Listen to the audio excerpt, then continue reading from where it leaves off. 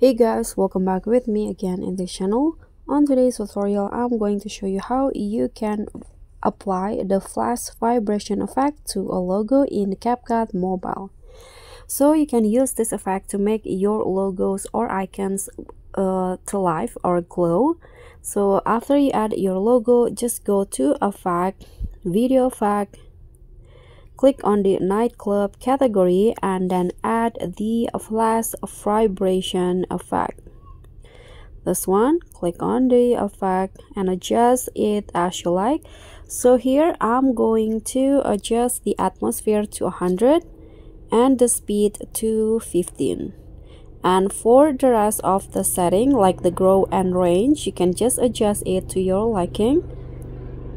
I'm going to go with 15. Here I'm going to lower the range and also the glow.